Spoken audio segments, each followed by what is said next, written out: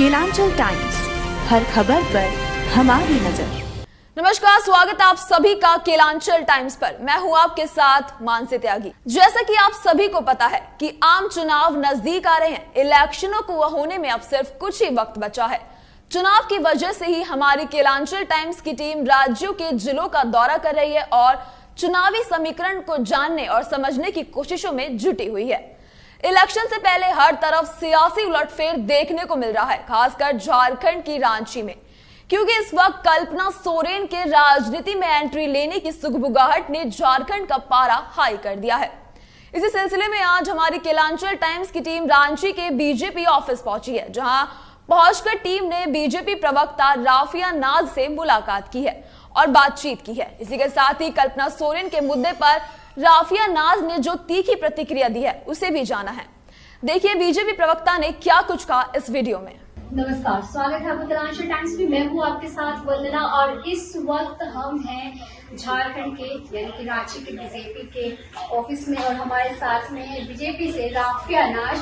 और इन दिनों खासकर आज और कल में काफी चर्चाएं चल रही है राजनीति, खासकर देखा गया झारखंड में राजनीति काफी ज्यादा उतार चढ़ाव, काफी उथल पुथल देखने को नजर आ रहा है और इसी सिलसिले में हम इस वक्त बात करने वाले। स्वागत है मैम आपका। बहुत जी, अभी चल रहा है, हम जानते हैं कल्पना सोरेन जो हेमंत सोरेन की पत्नी है, अब तक उनका चेहरा एक मुख्यमंत्री के रूप में देखने को सुनने में आया था। जोरदार तरीके से बोला जा रहा था कि कल्पना सोरेन अगला चेहरा हो सकती है, लेकिन उनकी जगह कोई और है। हम सब जानते हैं कौन है। मैं आपसे जानना चाहूंगी कि कल्पना सोरेन का राजनीति में एंट्री करना, क्या कुछ प्लान है इनका?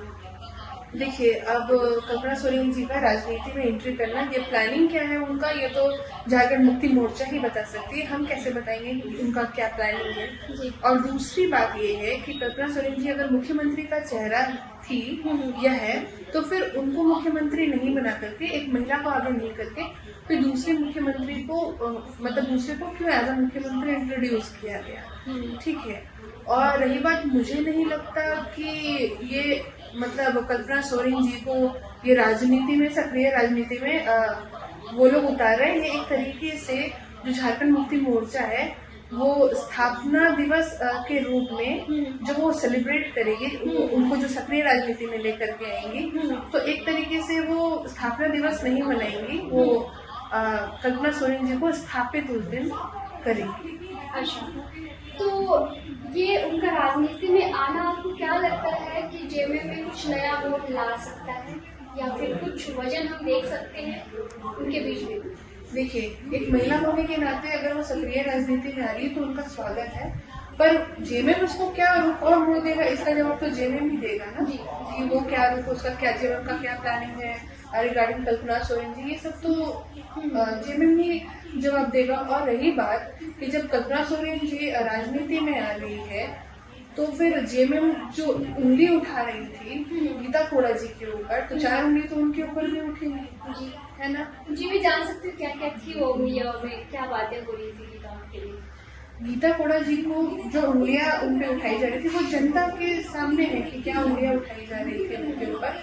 पर कल्पना सोरेन जी जो हेमंत सोरेन जी की पत्नी है तो वो तो सक्रिय राजनीति में आ रही है, इसलिए एक महिला होने के नाते उनका तो हम लोग मतलब अप्रिशिएट करते हैं कि महिला सक्रिय राजनीति में आ रही है। पर हम हेमंत सोरेन जी के साथ बिल्कुल नहीं है, ठीक है, ना ही हम अप्रिशिएट करते हैं उनके बिहाफ में, क्योंकि हेमंत सोरेन जी जो आज जेल गए हैं वो कोई संघर्ष करके नहीं गए हैं, वो कोई आंदोलन लड़के नहीं गए हैं। वो जो जेल गए हैं तो वो यहाँ के आदिवासी भाई बहनों का जमीन को बेच करके जेल गए हैं।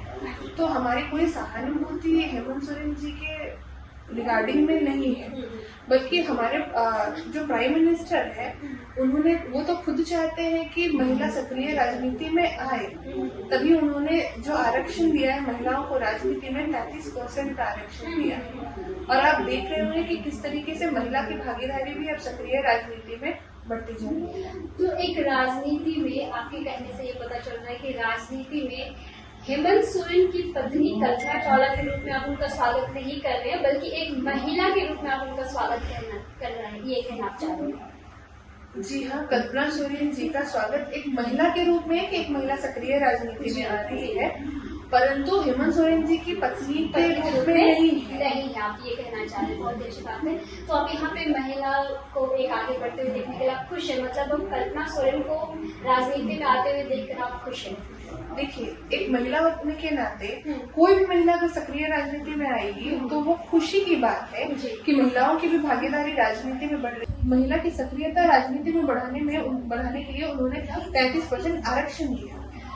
तो पहले सब लोग जानते हैं, बेशक वो हेमंत सोरेन की पत्नी है, इसलिए एक नाम भी है उनका, पहले से एक नाम है, लोगों के साथ उनका जुड़ाव रहा है। तो इसमें जेएमएम के पार्टी को एक मजबूती तो मिल रही है। देखिए, उनको मजबूती मिल रही है नहीं मिल रही है, इसका जवाब आप जेएमएम से पूछिएगा। परंतु हमारे नजर में ऐसा कोई भी एक जो बोला जाए वैल्यूएबल चीज नहीं है। इसलिए कारण इसका ये है क्योंकि जेएमएम और कांग्रेस हमेशा जो वो महागठबंधन करती है, आईएनडीआई करती है, तो वो लोग क्या करती है, सिर्फ लाभ अर्जन के लिए करती है। आप रिसेंट में नहीं देख रहे होंगे कि किस तरीके से राजभवन के सामने जो विधायक आकर के अपने ही नेता का विरोध कर रहे थे, अपने मंत्रिमंडल का विरोध कर रहे थे कि उनके मंत्रिमंडल से, उनके कांग्रेस के कोटे से जो 4 मंत्री बने हैं, तो अगर वो उनको नहीं हटाया जाए तो कांग्रेस क्षेत्र में जाकर के मूली खाने के लायक नहीं रहेगी, उनके ही विधायकों का कहना था। तो ये लोग सिर्फ लाभ अर्जन के लिए और लाभ को आपस में बटोरने के लिए ये लोग काम करते हैं, कांग्रेस और जेएमएम। तो मुझे नहीं लगता है कि ये जनता के लिए कोई लाभ का कोई लाभ का कोई फर्क नहीं पड़ेगा अगर कल्पना सोरेन राजनीति में आती है, तो कोई फर्क नहीं पड़ेगा, आपका ये कहना है? देखिए, क्या फर्क पड़ेगा, जेएमएम ने 4 सालों में क्या कर दिया।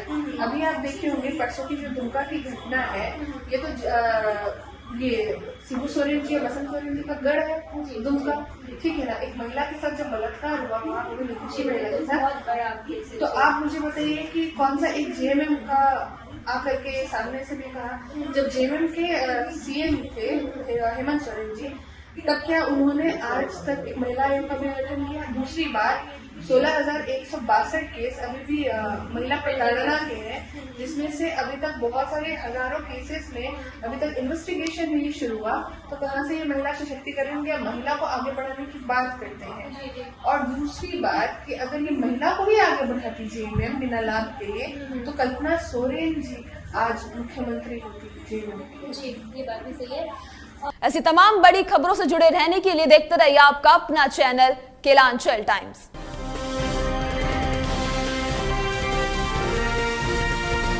केलांचल टाइम्स, हर खबर पर हमारी नजर।